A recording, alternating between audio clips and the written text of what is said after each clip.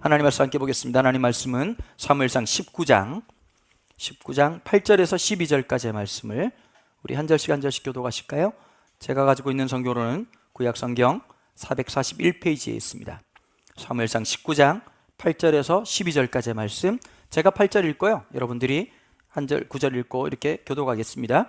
전쟁이 다시 있으므로 다윗이 나가서 블레셋 사람들과 싸워 그들을 크게 쳐 죽이매 그들이 그 앞에서 도망하니라. 가지고 그의 집에 앉았을 때 여호와께 우리는 사울에게 접하였으므로 사울이 손으로 수금을 탈 때 사울이 단창으로 다윗을 벽에 박으려 하였으나 그는 사울의 앞을 피하고 사울의 창은 벽에 박힌지라. 다윗이 그 밤에 도피하매 전령들을 집에 보내어 그들을 지키다가 아침에 그를 죽이게 하려 한지라. 다윗이 아내 미갈이 다윗에게 말하여 이르되 당신이 이 밤에 당신의 생명을 구하지 아니하면 내일에는 죽임을 당하리라 하고, 함께 읽으실까요? 미갈이 다윗을 창에서 달아내리매 그가 피하여 도망하니라. 아멘. 아멘. 오늘 이 내용은 어떤 내용이냐면요, 다윗이 골리앗을 죽이고 난 이후의 내용들입니다. 죽일 줄 몰랐겠죠. 왜냐하면 사람은 이런 게 있거든요. 본능적으로, 뭐 남자나 여자나 할 것 없겠지만 살아보시니까 어떠세요? 뻔한 게 있거든요. 우리가 보면서 늘 예측되는 게 있잖아요. 요거 이렇게 되겠다, 저건 저렇게 되겠다. 사실은 다윗이 이길 거라고 생각을 전혀 못하고 다급한 나머지 방책이 없으니까 사울에서는 어쩔 수 없는 선택으로 다윗을 내보냈단 말이에요. 근데 전쟁이 이겼어요. 여러분, 이 전쟁에서 다 놀랍니다. 누구 하나 빼고요? 다윗 한 명 빼고. 다윗은 시작부터 승리한 사람이었어요. 여러분, 이런 게 있어요. 어떤 일의 결과를 보고 놀래면 하수. 진짜 하나님의 사람들은 시작될 때부터 네, 하나님 그런 분이십니다. 그러니까 지금 표정들이 보니까 다 하수들만 어떻게 이렇게 공동체로 모이셨네요, 그죠? 우리 이부 예배 하수 예배라고 이렇게 명칭을 해야 될 것 같습니다. 왜냐하면 결과를 보고 놀라는 거예요. 늘 우리는 그렇거든요. 다 되고 난 다음에 하나님 그렇게 하셨더라고. 그 하나님 되게 섭섭하시거든요. 원래 그런 분이세요. 원래 하나님 그런 분이시고 여러분들이 잘 안 믿어서 그런 거고 여러분들의 신앙이 문제인 거지, 하나님은 원래 그런 분이시란 말이에요. 그런데 그 일 있자 말자 여러 가지 일들이 번잡하게 일어납니다. 그 중에 하나가 뭐냐면 사울이 완전히 갑자기 엄청나게 빡치는 사건이 시작되게 된 거죠. 화가 났습니다. 왜 그랬느냐? 사무엘상 18장 6절부터 9절까지 말씀을 한번 볼까요? 전쟁을 마치고 돌아옵니다. 무리가 돌아올 때에 곧 다윗이 블레셋 사람을 죽이고 돌아올 때에 여인들이 이스라엘 모든 성읍에서 나와서 노래하며 춤추며 소고와 경세를 가지고 왕 사울을 환영하는데, 여인들이 뛰놀며 노래하여 이르되 사울이 죽인 자는 천천히요 다윗은 만만히로다 한지라. 사울이 그 말에 불쾌하여 심히 노하여 이르되 다윗에게는 만만을 돌리고 내게는 천천만 돌리니 그가 더 얻을 것이 나라 말고 무엇이냐 하고 그날 후로 사울이 다윗을 주목하였더라. 여기 중요한 게 하나 있어요. 우리 되게 잘 아는 말씀이잖아요. 사울은 천천히고 다윗은 만만이다. 그러면서 이제 이 사건이 이제 빌어졌는데, 요거는 이제 표면적으로 아는 내용들도 있지만 지정학적인 이해가 좀 하나 필요해요. 왜 그러냐면 골리앗과 싸웠던 지역이 엘라 골짜기입니다. 엘라 골짜기에서 지금 어디로 가느냐니까 기부하러 가는 길이에요. 기부하라고. 몰라도 돼요. 그냥 그거 뭐 중요한 거 아니니까. 이제 전쟁터에서 계속 있을 수가 없고 수도로 돌아가야 되잖아요. 자기 집으로 돌아가야 되는데 기부하러 돌아가는 그 길이 어디냐면 유다 땅이란 말이에요. 지금도 못 알아듣겠죠. 유다 땅이 왜 중요하냐? 다윗이 유다 지파예요. 자, 그러면 여러분 생각해 보세요. 시골 출신들이 있으시죠. 시골. 잠시만, 여기서 시골은 뭐냐면 백화점 없는 곳이 시골이에요.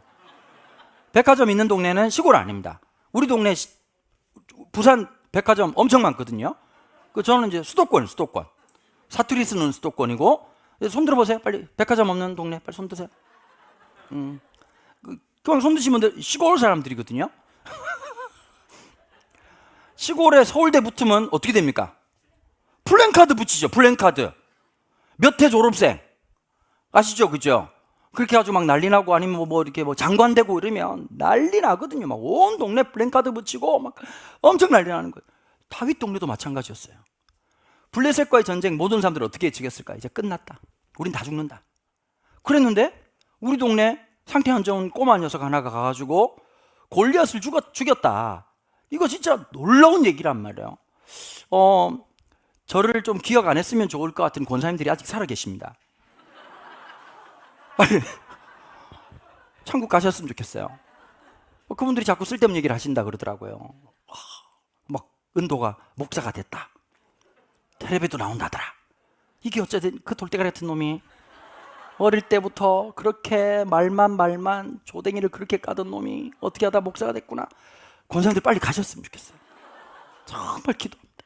제발 그분들이 사라져야 좀 이렇게 제가 안 그래도 좀 슬프고 힘든데 좀 많이 좋아질 것 같다는 생각이 들거든요. 여러분, 다윗도 그랬을 것 같아요. 그러니까 사람들이 뭐라고 외치는 걸까요? 사울이 천천히다. 그러니까 만약에 사울을 찬양하지 않을 것 같으면 사울을 빼고 다윗만 찬양할 거 아니에요? 그러니까 왕을 환영하면서, 사실은 여러분, 왕의 신하를 칭찬하는 것은 왕을 칭찬하는 거거든요. 여러분, 우리 부교육자님들이 잘하시면 그게 저를 칭찬하는 거예요. 지난주에 우리 함께 페스티벌을 했잖아요. 연락이 많이 왔었어요. 왜 동영상 안 올려오냐, 유튜브 안 올려오냐. 그래서 이제 라이브로 할 수 없어가지고 금요일날 저희들이 올렸단 말이에요. 올렸는데 너무너무 수고를 잘하셨어요. 우리 교회가 지금 사실은 한 27개월도 채 안 된 그런 교회인데, 그렇게 해가지고 너무, 여러분들 보셨으면 알겠지만 너무 잘하지 않습니까? 그 중에 특별히 활용점정이 뭐였습니까? 커피를 드는 어떤, 정말 성도들의 목마름을 정말 아파하는 목자 한 명을 만나지 않으셨습니까, 여러분? 허리가 아프지만 진통제 3알 먹고 전혀 아프지 않은 척하면서 더치 아메리카노를 외쳤던 소년 다윗을 만나지 않으셨습니까, 여러분들은? 많은 분들이 인스타에도 올려주셨더라고요. 다 정치적인 쇼죠. 이런 목사가 있다. 근데 너무 행복하더라고요. 성도님들이 너무 즐거워하고, 보통 이런 거 하면 애들이 되게 보채죠. 싫어하고 짜증내고. 이번에 한 명도 짜증낸 놈이 없었어요. 이게 뭘까요? 돈의 힘입니다. 에어바운스 200만 원이 모든 자손들을 형통케 하니라. 애들이 한 명도 짜증낸 놈이 없었어요. 그럼 진행도부터 시작해가지고 끝날 때까지 조금 이제 지친 거는 경품이 너무 많아가지고 좀 받았는데 슬픈 분들, 김 받으신 분들, 휴지 받으신 분들 조금 슬퍼하셨습니다. 오늘 너무 감사하게도 지난번에 우리 제일 큰 선물이 삼성 비스포크, 이거 얘기하면 안 되나? 비스포크 청소기, 걸리신 분이 계셨거든요. 우리 교회 온 지 2주 만에 오셔가지고 걸리셨어요. 근데 이분이 진짜 멋있는 분이야. 너무 미안하다고, 여러분 오늘 가실 때요, 크로아상 하나 하고 우유 하나를 드릴 겁니다. 전 교인들 받은 것만큼 페이백. 진짜 너무 받는 건 무지 좋아하시네요. 가실 때 꼭 챙겨 가십시오. 안 그러면 우리 집에 또 크로아상이 또 다보탑 석가탑처럼 또 쌓여드는, 주님 오실 때까지 먹을 수도 있어요. 그러니까 꼭 챙겨 가셨으면 좋겠습니다. 너무 행복하고 즐거운 시간이었어요. 저는 아이들 보면서 막 가슴이 설렜어요. 토요일 날 뭐 준비했냐면, 에어바운스 설치하면 애들이 막 뛰는데 너무 즐겁게 해주고 싶은 거예요. 그래가지고 캐러멜 준비했어요. 캐러멜. 그래가지고 막 애들 던져주는데 애들이 막 좋다고 막 소리 지르는데, 그거 보니까 너무 행복한 거예요. 전사님들도 가서 열심히 하고, 우리 성도님들도 행복하게 식사하시고, 좀 줄 서는 게 좀 불편하실 수도 있는데 3, 3, 5 모여가지고 너무 행복하게 하시는 거 보고 제가 참 너무 행복하고 즐거운 시간들이었습니다. 참 교회라고 하는 게 이런 거구나. 근데 더 놀란 사실이요, 이번 주에 특세가 있었거든요. 여러분들 잘 모르셨잖아요, 그죠? 특세가 있었는데요. 수요일날 제 선배 목사님이 오셔가지고 아침에 새벽 기도하고 난 다음에 짧게 이제 아침 식사하고 커피 마셨어요. 근데 갑자기 그런 얘기 하더라고요. 야, 강 목사 참 대단하다. 26개월 전에 시작할 때 모습을 갑자기 생각나게 탁 하시더라고요. 그때 우리 진짜 걱정 많았거든요. 그런데 2년이 안 돼가지고 지금 이렇게 될 거라고 누가 생각했겠습니까? 저도 누구도 생각하지 않았지만 제가 말씀드리잖아요. 하나님은 그런 분이시라고요. 우리는 어떨지 모르지만 하나님은 그런 분이셨거든요. 그런데 그 놀라운 사실 앞에서 하나님이 찬양을 받고 경배를 받으시고 주님이 높아지는 그 사건 앞에서 우리의 마음들은 다시 한번 더 어떠한 마음과 생각을 가져야 되느냐. 사울은요, 이렇게 되자마자 갑자기 어떤 마음이 들었다고 성경은 말하죠? 8절에서 불쾌하고 심히 노하였다는 거예요. 그 말을 통해서 사실은 맞는 말이잖아요. 왕이 왕답게 행동하지 않았고 다윗이 와가지고 전쟁을 승리하겠다면 고마운 마음이 맞는 거 아닙니까? 오히려 야, 너무 자랑스럽다. 너 같은 아이를 또 하나님이 숨겨두셨구나. 너무 감사하고 너무 즐거운 얘기인 거예요. 오늘 이제 아침에 우리 교육자들 아침에 기도회가 있거든요. 우리 기도하거든요. 기도 안 한 줄 아시는데 고기만 잘 먹는 게 아니에요. 고기는 워낙에 잘 먹고요. 또 기도도 열심히 해요. 근데 이제 기도하면서 우리 저기 주일학교 우리 김명희 전사님 그 얘기를 하시는 거예요. 목사님, 우리 성경학교 이번 여름에 서로 성경학교 하는데 주변에 좀 멀리 떨어진 교회 중에 주일학교 애들이 3명밖에 없는 교회가 있는데 그 교회랑 같이 하면 어떻겠습니까? 너무 좋다. 그런 교회 같이 하자. 좀 힘들고 네 교회 내 교회가 어디냐. 같이 하나님의 교회로 살아가고 그 아이들 돌보고 섬긴다는 게 그게 우리 일 아니겠어요? 근데 마음속에 너무 기쁘더라고요. 하나님이 하시는 일. 또 하나, 오늘 우리 교육관 공간, 주일학교 공간을 또 새롭게 마련하고 오늘 달란트 시장을 처음 시작합니다. 그 처음에 조금 주일학교 선생님들이 불만이 좀 있었거든요. 왜냐하면 유치부실 되게 이쁘게 만들어진 거 아시죠? 거기 이제 유치부 선생님들이 또아리 들고 딱 앉아 있으니까 부러운 거예요. 우리도 애들 많은데 막 유치부 선생님들은 막 이렇게 아주 막 유치부실이라고 이렇게 얘기를 하는데, 그래가지고 늘 불만이 이제 우리 교회는 좀 다이렉트로 오더라고요. 보통 보면 담임 목사한테는 숨죽인 소리도 말 못하고 이렇게 보통 우리 업계가 그렇거든요. 근데 막 와가지고 이렇게 우리 너무 힘들다. 제가 계속 죄송하다고. 그 내가 왜 죄송하지 되는지 잘 모르겠지만 죄송하다고 그래가지고 공약을 했어요. 여러분 이번에 6월 1일 날 투표하셨죠? 다 개뻥인 거 아시죠? 공약. 기억 안 나시죠? 저는 지키는 놈입니다. 제가 뭐라고 약속했냐면 상반기까지 공간 문제를 해결하겠다.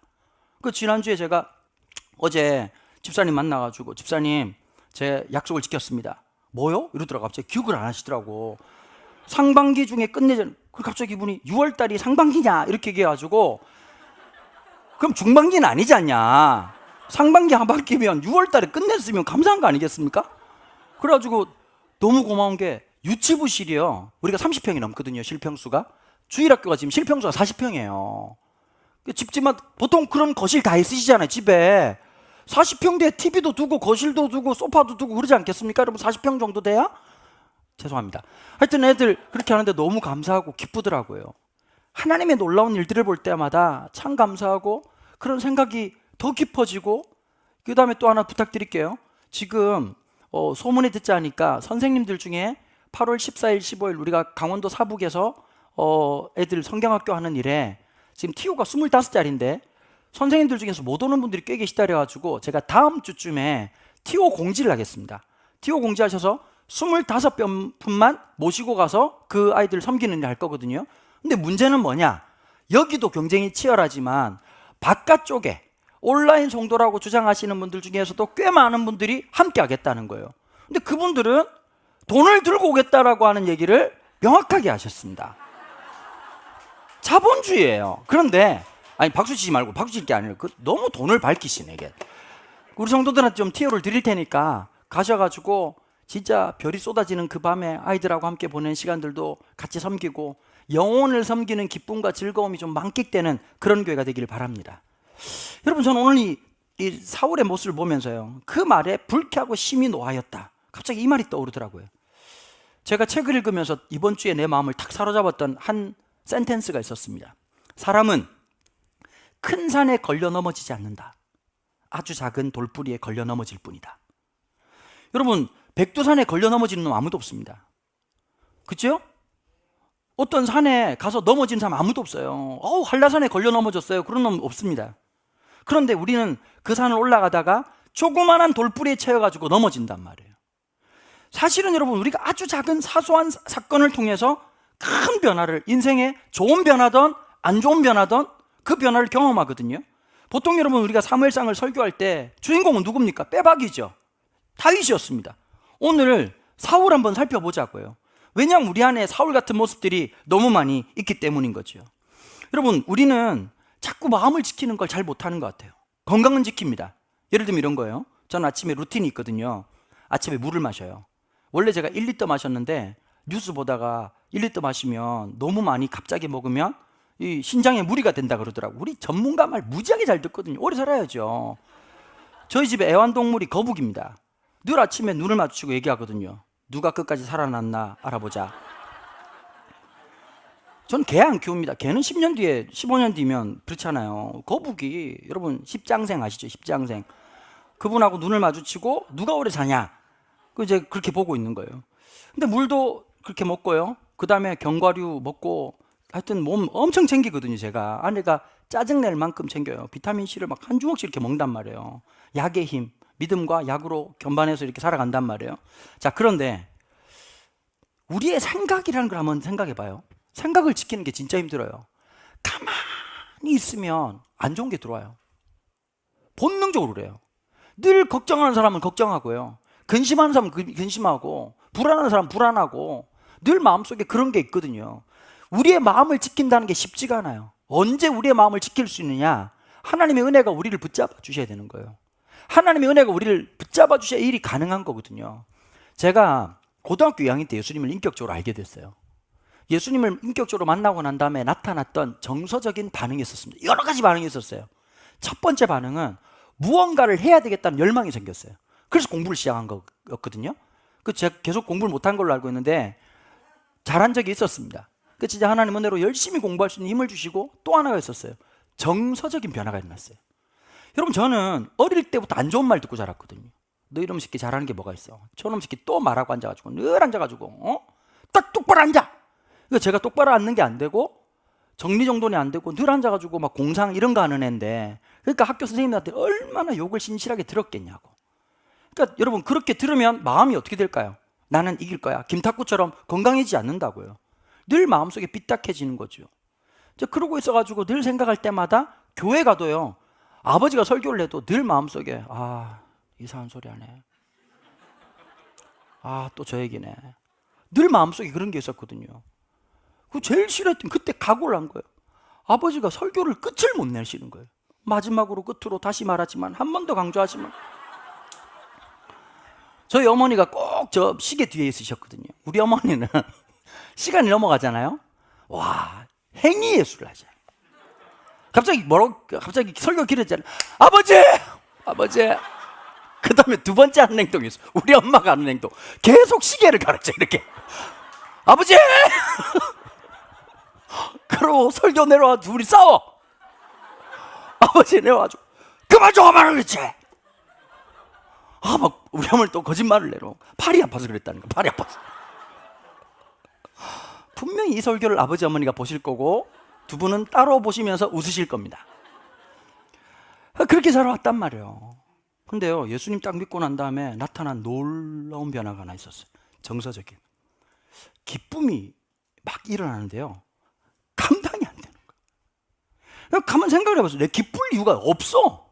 아무리 생각해도 기쁠 이유가 없는데, 이게 파도 치듯이 사람을 너무 기쁘니까 사람이 웃음이 견디지를 못하겠고 찬양이 튀어나오고, 그 놀라운 기쁨과, 제가 아버지한테 그 얘기를 처음 했어요. 아버지, 제가 좀 이상한 것 같아요. 뭐가 이상하냐? 원래부터 이상했다 넌. 뭐가 이상하니? 아버지 너무 기뻐요. 근데 그 기쁨이 감당이 안 돼요. 근데 그때 아버지 표정을 잊을 수가 없어요. 너무 환한 미소로 딱 한마디 하더라고요. 성령님이 네 안에 있구나. 성령님이 네 안에 있구나.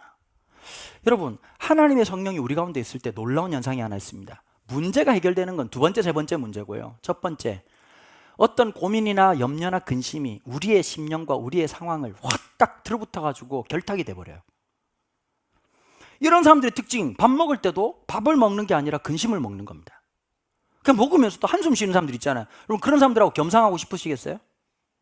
엄청 짜증나죠. 제가 우리 교회 교육자님들이 정서적으로 건강하다는 이유를 알아요. 아무리 스트레스를 받아도 고기만 나오면 모든 근심이 사라져요. 이번에 우리 교육자들 진짜 수고 많으셨잖아요. 그래서 수요 예배 끝나고 예약을 한 군데 있어요. 서울 반포에 고기 뷔페집이 있는데 종류가 19가지 나오는 바베큐 집이 있다는 거예요. 제가 우리 교육자 카톡방이 있어요. 교육자 카톡방이 있는데, 보통 여러분 담임 목사가 글을 쓰면 반응을 보이잖아요. 전혀 반응이 없어요. 그런데 이번에 갑자기 제가 TV를 볼 시간이 있어가지고, TV에 SBS에 나오더라고요. 생생 이렇게 해가지고 이렇게 이런 집이 있다는데 함께 찾아가 볼까요? 이러면서 그런 거 있잖아요. 보니까 갑자기 사람이 몇 명 떠오르는 거예요. 이세진, 송주연, 최연아. 야, 거의 여기는 지성소구나. 그래서 제가 그냥 올렸어요. 지금 SBS 생생 정보통 봐라. 평소 때는 반응이 없다 그랬잖아요. 30초 만에 TV를 보고 있는 사진을 찍어서 한 명이 올렸어요. 그래서 제가 밑에 썼죠. 여기가 어디냐? 그랬더니 우리 조한나 전사님이 네이버에 캡처해가지고 링크까지 걸어가지고 어떤 곳인지를 딱 해놓고 그 밑에 최연아 목사님이 뭐라고 썼냐니까 저는 가봤습니다 이렇게 써놓으신 거예요. 여러분 제가 한번 보라는 데서 예약까지 5분이 채 걸리지 않았습니다.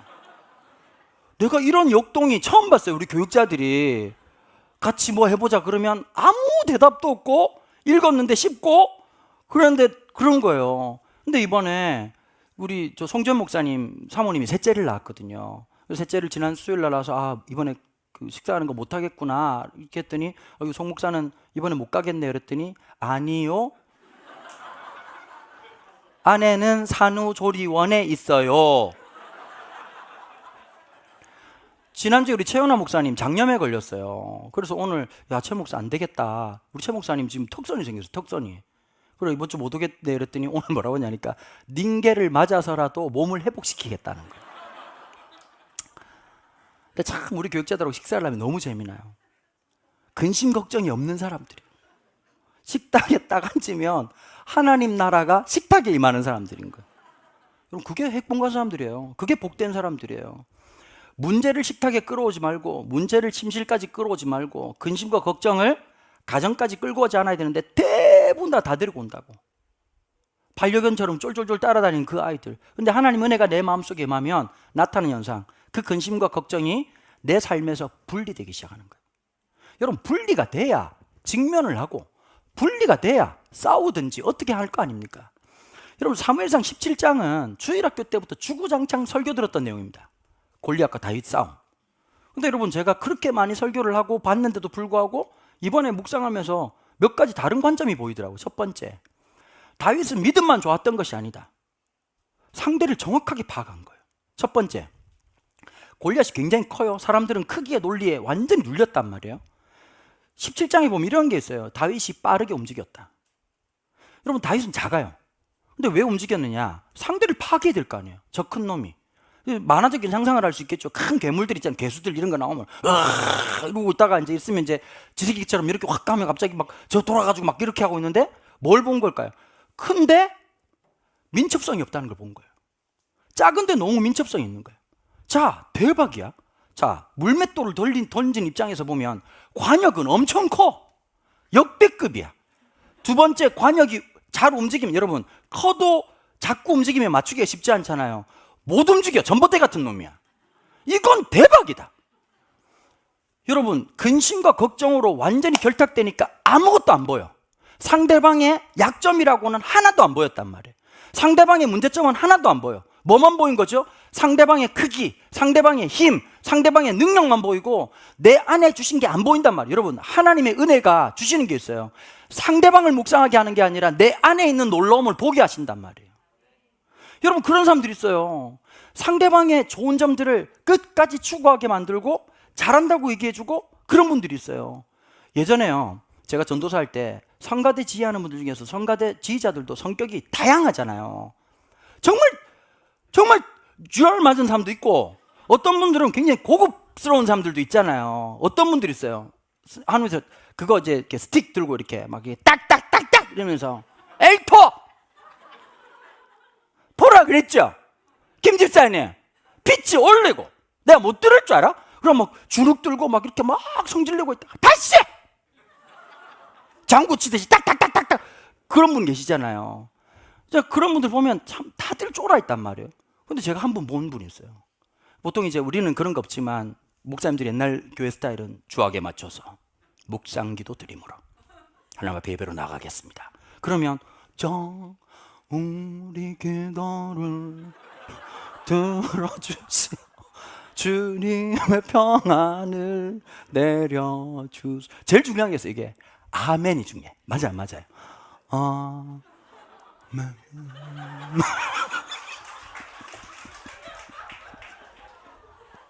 그걸 빨리 끊으면 안 돼. 이러고 있다가 갑자기 탁 끊는데 하면서도 이 지휘자가 이렇게 하는 거예요. 이러고 내려가시는 거예요. 권사님들 껍벅 죽어. 젊은 놈이 잘했다고 박수 치지 이러니까 입이 막 이렇게 되시는 거예요. 여러분 그런 성가대는 모여도 행복합니다. 리더가 어떤 사람이냐? 늘 지적질하고 늘 잘못됐다고 이렇게 조우잖아요. 될 것도 안 돼요. 그러면 여러분 소리가 점점 모아집니다. 여러분 교회 성가대 보면 그런 것도 있고요. 각 공동체가 마찬가지인 거예요. 저도 그런 마음이 있더라고요. 좋은 것 보자. 잘할 수 있도록 도와주자. 약점이 있으면 또 다른 걸 통해서 구조적으로 도와주자. 부족한 점이 누구에게나 있을 수 있잖아요. 여러분 저 사람이 왜 부족할까가 아니라 하나님이 그 사람을 통해서 나의 자리를 마련했구나라고 생각해 보세요. 그게 얼마나 아름다운가. 생각의 차이가 일어나고 마음의 차이가 좀 일어나야 되는데 여러분 참 안타깝게도 이 사울은 어디에다 눈을 두었느냐. 9절에 보면 주목하다란 말이 있잖아요. 이게 히브리어로 인이라고 하는 뜻이거든요. 이게 히브리어 눈이라고 하는 게 아인이라고 하는 명사에서 파생된 동사입니다. 성경에 딱 한 번 나와요. 눈을 뒀다는 거예요. 어디도 하나님께 둬야 될 눈이 어디 있었다는 거예요? 다윗 저놈이 어떻게 하는지 늘 거기 있었다는 거예요. 여러분들 눈이 어디 있어요? 늘 앉아가지고 명품백만. 여러분 SNS를 살펴보세요. 뭐가 자꾸 튀어나오나. 거기에 여러분들이 마음이 있어요. 여러분 걔 진짜 똑똑하지 않아요? 희한하게 내가 찾는 거 보면 계속 나오지 않습니까?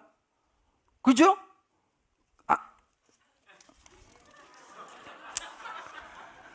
목사는 정직한데 성도들은 안 정직하면 그거 이상한 거 아닙니까 여러분? 나도 까면 여러분들도 같이 이렇게 해야지. 그래 좀 죽이 맞지. 막 탁 앉아가지고 표정 변하는 거 보니까 여러분 사람이라고 하는 게 늘 객관적인 말 아니면 합리적인 것이라고 하는 말 속에 자기의 의도를 숨기거든요. 첫 번째 객관적인 게 없어요. 세상에 객관적이 어디 있어요? 다 개취지. 개인 취향이지. 그게 무슨 객관적인 게 있어요. 또 하나가 있어요. 합리라고 하는 건 갖다 붙이는 거예요. 어떨 땐 이게 맞다고 해요. 남편들 그럴 때 있으시죠? 남편분들 아내는 늘 그렇잖아요.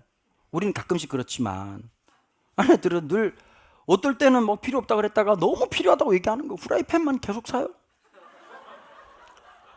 집집마다 인덕션 쓰지라면서 왜 샀냐고. 인덕션 왜 샀어요? 첫 번째 가스 맡아가지고 폐암 걸린다고 샀잖아요. 폐암 걸리는 분들은 식당 하시는 분들이 폐암 걸리는 거지 그렇게 안 하셔가지고 무슨 폐암이 걸리겠냐고요. 가스 공사에서 꼭 얘기해 달랍니다. 주구장창 전자레인지만 돌리는데 무슨 가스가 나오겠냐고. 인덕션 샀어. 우리 집 얘기 아니에요. 우리 집 얘기 절대 아니에요. 우리 집 얘기 아니에요. 얘기가 저 어떻게 우리 집 얘기를 하겠습니까? 그렇잖아요. 인덕션 저거 당근마켓 팔려고 하는 거구나 라는 마음을 갖는 거죠. 자 어쨌든 사람들은 다 객관적이고 논리적이고 합리적인 것 같지만 합리적이지 않고 객관적이지 않단 말이에요. 그러면서 우리는 세상에서 뭘 보고 배우죠? 크기의 논리, 힘의 논리, 정치 논리, 이해관계 논리에 찌들려서 살아간단 말이에요. 이 부분을 사무엘은 뭐라고 말했느냐. 사무엘상 10장 19절에서 이스라엘 백성들에게 이렇게 진단합니다. 너희는 너희를 모든 재난과 고통 중에서 친히 구원하여 내신 너희 하나님을 오늘 버리고 이르기를 우리 위에 왕을 세우라는도다. 너네들이 왕을 달라고 하는 것은 무엇인지 아니? 하나님을 버린 것이다. 왜냐? 하나님 눈에 안 보이거든요. 자꾸 눈에 보이는 것만 요구한단 말이에요. 만지고 싶고 보고 싶은 거예요. 여러분 신앙생활은 그렇게 가시적인 것으로만 일어나는 것이 아니라 보이지 않지만 실존하는 것이고 느껴지지 않지만 분명히 있는 것이란 말이에요. 그게 훨씬 더 중요한 건데 자꾸 그것을 요구하고 있다는 거예요. 여러분 우리가 자꾸 크기의 힘, 논리, 하여튼 힘의 능력, 돈의 힘 이런 것만 사는 이유가 뭐냐? 믿음이라고는 없으니까 그렇게 살 수밖에 없죠. 그렇다면 믿음으로 산다는 건 어떤 걸까요? 사무엘상 14장 6절 말씀입니다. 요나단이 블레셋을 향해서 전쟁할 때 이야기거든요. 요나단이 자기 무기를 든 소년에게 이르되 우리가 이 할례 받지 않은 자들에게로 건너가자. 여호와께서 우리를 위하여 일하실까 하노라. 여호와의 구원은 사람이 많고 적음에 달리지 아니하였느니라. 아멘. 자, 지금 이미 사울도 하나님의 신이 떠나버리고 하나님 앞에 마음을 두지 않으니까 어떻게 됐을까요? 크기의 논리, 힘의 논리에 지배를 당하고 있었던 거예요. 숫자가 안 된다. 그런데 여기를 이 정적을 깨고 일어났던 사람이 누구라고요? 놀랍게도 사울의 아들이었던 요나단이 하나님은 어떤 분이시다? 숫자에 놓여진 분이 아니다. 사람이 많고 적음에 하나님의 구원이 달려있지 않다. 여러분 이 사실을 관통한 거예요. 여러분 이걸 보셔야 되는 거예요. 많고 적음의 하나님의 구원이 침해당하지 않는다. 하나님의 역사란 사람의 힘의 논리나 숫자의 논리에 있지 않다. 사무엘상 17장 47절 다윗의 고백입니다. 또 여호와의 구원하심이 칼과 창에 있지 아니함을 이 무리에게 알게 하리라. 전쟁은 여호와께 속하것인즉 그가 너희를 우리 손에 넘기시리라. 여러분 이 믿음의 고백, 하나님의 놀라운 역사 앞에서 살아가는 거, 전쟁은 하나님께 속했다. 하나님이 역사하시는 거다. 하나님이 붙잡아 주시는 것이다. 여러분 우리가 살아가는 세상은요 다윗 시대보다 더 분명하고 선명하게 극단적인 힘과 크기, 능력의 플래그샵 같은 시대를 살아가고 있습니다. 믿음은 여러분 허무맹랑한 얘기가 아니거든요. 믿음이라고 하는 것은 단순한 느낌이 아니에요. 믿음을 히브리서 11장 1절, 우리 너무 잘 아는 말씀이죠. 믿음의 장, 같이 한번 읽어봅시다. 시작.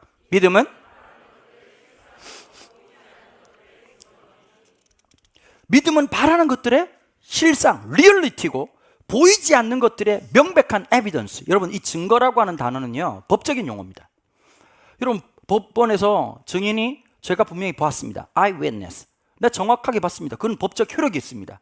그런데 여러분 증인이 그런 것도 같고 아닌 것도 같고 그건 증거가 안 되는 거예요. 믿음이란 실체이고 리얼리티고 에비던스. 리얼리티 앤 에비던스. 실체이고 증거다 이렇게 말을 하고 있는 거예요. 하나님의 역사라고 하는 것이. 여러분 다윗의 지금 사울의 가장 큰 문제가 뭔지 아십니까? 사울을 다윗이 미워했죠. 그런데 이 싸움이 사람들이 생각할 때는 사울이 다윗을 미워해서 다윗과의 싸움이라고 생각하잖아요. 착각입니다. 결론부터 말씀드릴까요? 여러분 하나님하고 싸우지 마세요. 사울은 다윗과 싸운 게 아니라 하나님과 싸운 거예요. 여러분 다시 잘 들으세요. 하나님하고 싸우지 마세요. 제일 바보 같은 짓이에요. 사울은 안타깝게도 하나님이랑 싸웠어요. 왜 그러냐? 제가 왜 그렇게 말할 수 있냐? 사무엘상 18장 10절부터 16절입니다. 그 이튿날 하나님께서 부르시는 악령이 사울에게 힘있게 내리매 그가 집안에서 정신없이 떠들어대므로 다윗이 평일과 같이 손으로 수금을 타는데 그때의 사울의 손에 창이 있는지라. 그가 스스로 이르기를 내가 다윗을 벽에 박으리라 하고 사울이 그 창을 던졌으나 다윗이 그의 앞에서 2번 피하였더라. 여호와께서 사울을 떠나 다윗과 함께 계심으로 사울이 그를 어떻게 했다고요? 두려워한지라. 그러므로 사울이 그를 자기 곁에 떠나게 하고 그를 천부장으로 삼음해 그가 백성 앞에서 출입하여 다윗이 그 모든 일을 지혜롭게 행하니라. 여호와께서 그와 함께 계시니라. 사울은 다윗이 크게 지혜롭게 행함을 보고 그를 두려워하였으나 온 이스라엘과 유다는 다윗을 사랑하였으니 그가 자기들 앞에서 출입하였기 때문이었더라. 자, 하나님이 함께 하심, 다윗과 함께 하시는 그 하나님을 보고 사울은 어떻게 했다고요? 두려워하였다는 거예요. 하나님이 함께 하는 것을. 여러분 그게 너무 불행한 얘기 아니겠습니까? 여러분 이게 그러니까 변덕적인 거예요. 사람이 변덕이 심할 때 잘 보셔야 돼요. 성격 유형이 아니에요. 불안해서 그런 거예요. 선택을 잘 못하는 사람들은 우유부단한 게 아니라 불안해서 그런 거예요. 갑자기 이런 거예요. 한 번도 내가 확신을 가져본 적이 없어. 여러분 그런 분들 계셨잖아요. 결혼할 때 남편이 밀어붙여서 결혼했다는 거예요. 그건 무슨 말이냐면 내 주체성이 없다는 뜻이에요. 오히려 이런 사람이 건강합니다. 뭐 먹고 싶습니까? 이게 먹고 싶습니다. 제가 이제 금요일날 새벽기도 마치고 제주도 집회 갔었거든요. 그래서 어제 왔어요. 그럼 제주도 가깝잖아요. 그냥 버스 타고 갔다 오면 돼요. 그거. 제주도 가가지고 이제 저녁에 이제 식사를 하자는 거예요. 장로님이. 그 이제 보통 그 뭐 드시겠습니까? 라고 물어보잖아요. 저보고. 그 물어보면 보통 어떻게 얘기하죠? 우리 업계에서는 뭐 전 다 잘 먹습니다. 이런 말도 안 되는 얘기를 하거든요. 그러면 준비하는 사람이 힘들어요. 전 분명히 얘기했어요. 흑돼지요. 그래서 장로님 너무 고맙다고 얘기하더라고요. 왜냐하면 자기가 식당을 한 6개 알아봤는데 너무 고민이 됐다는 거예요. 부산 분이라서 회를 자, 방송 보시는 분들 제가 알려드리는데요. 저는 회보다는 한우를 좋아하고 육고기를 좋아합니다. 특별히 이제 6월달, 7월달, 8월달, 9월달은 금어기예요. 그때는 회를 먹으면 탈이 날 수 있어요. 제 몸은 소중하니까요. 그리고 회를 먹었어요. 그리고 이제 다음날 아침에 뭐 먹겠냐고 물어보더라고요. 그래서 바로 얘기했어요. 갈치 조림이요. 그걸 먹고 왔거든요. 근데 여러분, 물론 이게 지혜롭게 부드럽게 잘 얘기해야 되겠지만 자기 생각이 분명한 사람일수록 클리어하고 좋습니다. 자꾸 왔다 갔다 하는 사람이 있어요. 그러니까 사울이 어떻게 하죠? 전쟁터에서 분명히 나라의 절반을 주고 이 전쟁에 승리하는 자에게 내 딸 메랍을 주겠다고 약속했단 말이에요. 지켜요, 안 지켜요? 싹 걷어들여 버려요. 자기 딸을 무올라 사람 아드리엘에게 주어버려요. 그러고 있다가 또 운명적인 사랑이 시작되죠. 사울의 또 한 명의 딸이었던 미갈이 다윗과 사랑에 빠지는 거예요. 이걸 누가 보고했어요? 전하, 안타까운 소식이지만 공주님이 사랑에 빠진 것 같습니다. 그걸 딱 보자마자 옆에 놈이 또 뭐라고 말하지요? 이걸 통해서 다윗을 죽일 좋을 방책이 있습니다. 이놈에게 결혼식 지참금을 요구하고 블레셋 땅에 가서 사람 100명 죽이라고 명령하시면 어떻겠습니까? 이걸 좋게 받아들인 거예요. 여러분, 사람이 내면이 무너지면 이런 게 있어요. 저거 뭐에 써먹을까? 이거 이용 가치가 있나? 이 사람 내 편인가? 나쁜 놈 편인가? 늘 이 생각만 하는 거예요. 사람을 귀하게 보지 않아요. 사용자로 자꾸 보는 거예요. 활용 가치가 있나 없나? 그냥 이런 사람 저런 사람 이렇게 생각하느냐? 여러분, 그게 이미 내면이 무너진 사람들의 특징이란 말이에요. 그런데 어떻게 하죠? 다윗이 순간 맛이 간 거예요. 가서 100명을 죽이라는 거 말이 안 되는 거예요. 지금 전쟁 직후라서 지금 블레셋은 지금 엄청 긴장 상태고 다윗이 블레셋 진영으로 간다는 건 선교사가 IS 센터로 들어가는 거하고 똑같은 거란 말이에요. 미친 짓이에요, 미친 짓. 그런데 가요. 왜 갔을까요? 이건 믿음 때문은 아닌 것 같아요. 사랑에 빠져서 그런 거예요, 사랑에. 21년 전에 어떤 놈이 그런 놈이 있었어요. 근데 잘 아는 놈이에요.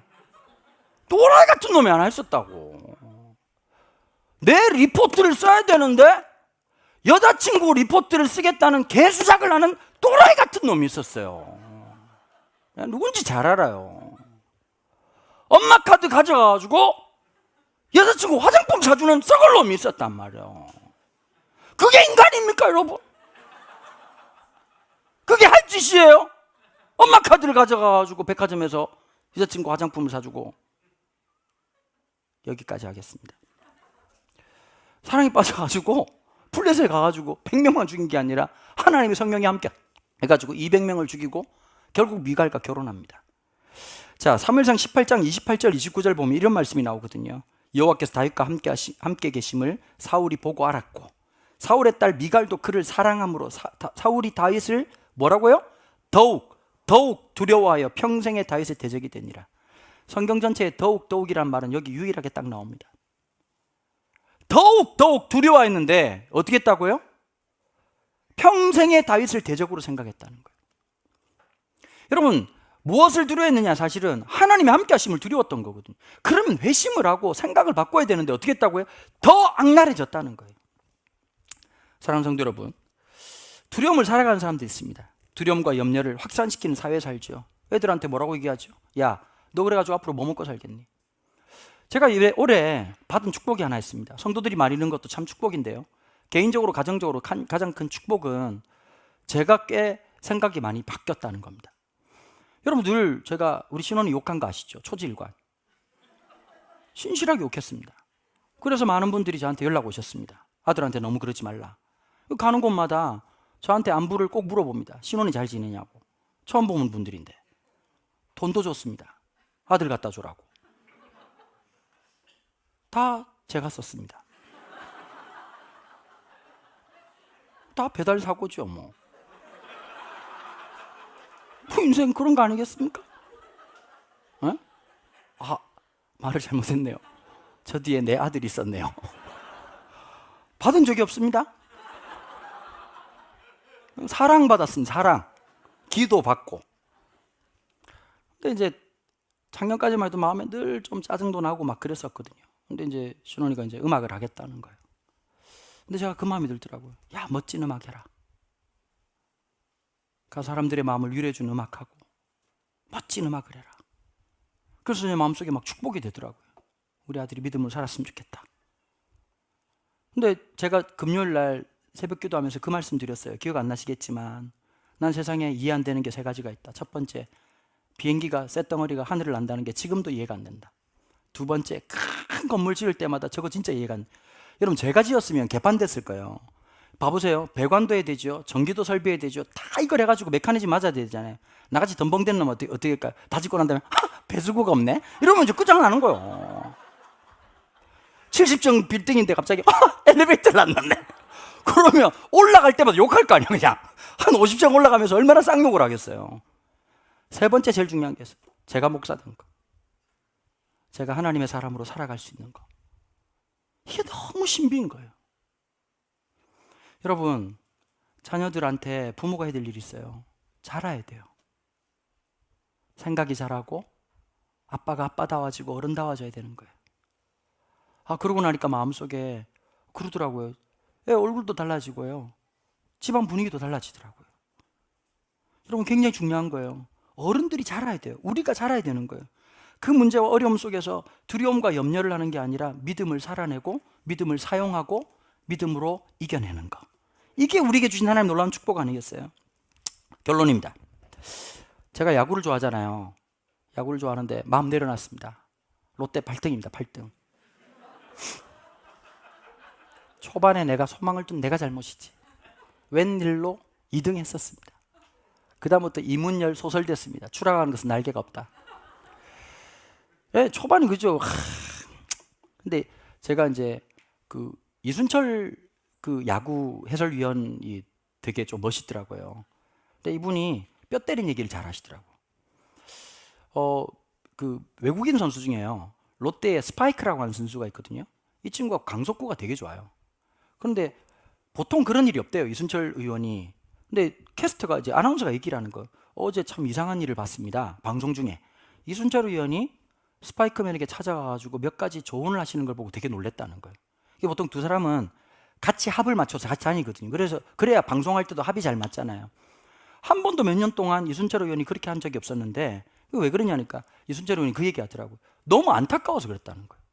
근데 무슨 얘기를 주고받았느냐 이런 얘기를 했대요. 스파이크맨에게. 물론 이제 영어가 안 되셨겠지. 통역 세우고 얘기했겠지. 막 그러면 famous 막 이렇게 막 그 뭐 old man 뭐 이렇게 막 얘기했겠지. 그 얘기하다가 얘기해 준 거예요. 스파이크맨. 내가 만약에 네가 던지는 공이랑 똑같은 공을 던지고 네가 타자라면 너 칠 수 있을 것 같아? 못 칠 것 같아? 그 또 이제 미국 애들은 또 자신감 뿜뿜이잖아요. 뭐 impossible, 뭐 불가능할 것 같다. 그래. 네가 마음에 자꾸 변화구를 던지면 자꾸 볼이 왜 되는 줄 알아? 두려워서 그런 거야. 변화구를 스트라이크로 던져. 맞으면 어쩔 수 없어. 그게 야구야. 왜 그걸 생각해? 내가 잘 던졌는데 잘 치면 어쩔 수 없는 거야. 그런데 칠 수 없게 그냥 볼만 계속 줘가지고 포볼이 4개, 5개 나오면 너 미국에서는 포볼이 거의 없었는데 한국 와가지고 왜 이렇게 포볼이 많은 거야? 이거 뭐 알아듣는 거예요 지금? 그 얘기를 딱 했는데 그 얘기를 하더라고요. 그러고 난 다음에 이 친구가요. 그 전날 얘기해주고 그 다음날 등판을 했거든요. 방송을 하는데 너무 자신감 있게 변화구를 스트라이크로 꽂아놓는 거예요. 그리고 옆에서 막 칭찬을 해주더라고요. 그리고 끝날 때 거의 내가 아멘 할 뻔한 얘기를 이순철 의원이 얘기를 하셨어요. 뭐라고 말했냐? 실수가 반복되면 그게 곧 실력이다. 반대로 한번 말해볼까요? 반복되는 행동, 말이 곧 실력이다. 여러분 신앙생활은 뭔지 아십니까? 어색한 걸 한번 해보십시오. 어색한 말을 해보십시오. 어색한 행동을 해보십시오. 그게 반복되면 신앙의 실력이 되는 겁니다. 여러분 때로는 우리의 마음이 무너질 때가 있어요. 마음이 실패할 때가 있다고. 그때 우리가 이걸 봐야 되는 거예요. 내가 결정해야 되는 거예요. 하나님 앞에 어떤 행동으로 어떠한 삶을 살 것이냐, 하나님과 맞짱 뜰 것이냐, 아니면 하나님이 원하시는 그 삶을 살아갈 것이냐. 그 시작은 이런 거예요. 살아오던 관성대로 살지 마시고 하나님 말씀이 어색함을 주실 거란 말이에요. 그 어색함을 반복적으로 입으로 고백해보고 행동으로 반복해 보십시오. 그게 믿음의 실력이 되는 거예요. 여러분 다윗이 하루아침에 그런 사람이 됐겠어요? 호흡올판에 양치러 나갔어요. 아버지가 좋은 말 했겠어요? 야, 넌 거기서 그런 일을 하는 거요. 외로움과의 사투였을 거야. 다윗은 사람이 있어 행복한 사람이에요. 그죠? 그런데 혼자 있는 그 외로움을 뭐로 달렸을까요? 양들 돌보면서 달린 거예요. 거기서 나온 주옥 같은 찬양이 시편 23편이에요. 여호와는 나의 목자시니. 여러분 거기 앉아가지고 내 양을 돌봐야 됐다는 생각으로 했던 게 뭘까요? 반복적으로 물맷돌 던지고 연습한 거예요. 그 작은 일상생활 속에서 믿음을 연습하고 살아갔더니 결정적인 순간에, 결정적인 기회에 아무도 하나님 없음을 살아갔던 그 비참한 연장 속에서 하나님이 여기 있다. 어디 있었던 것이죠? 내 인생 속에, 내 외로움 속에, 내 아픔 속에, 내 눈물 속에, 내 좌절 속에 하나님이 여기 계셨다라고 선포하는 이 어린아이의 고백 말입니다. 엘라 골짜기를 가득 채웠던 그 목소리는 그의 인생의 빈들을 채웠던 하나님에 대한 신앙의 고백이었습니다. 다윗은 반복적으로 하나님 앞에 그 고백을 올려드렸고 그 행동을 올려드렸습니다. 그게 믿음의 실력이 됐던 거죠. 사랑하는 성도 여러분, 우리 잘 삽시다. 찌질하게 살지 말고 늘 똑같이 살지 말고, 여러분 이걸 기억하셔야 돼요. 내가 약할 때 강함 되신 하나님, 내가 가장 부족할 그때에 전능하신 하나님 말이에요. 하나님 살아계십니다. 하나님 역사하십니다. 그 하나님의 놀라운 영광이 오늘 시간 온전히 우리의 삶을 통해서, 일상을 통해서 높아지기를 소망합니다.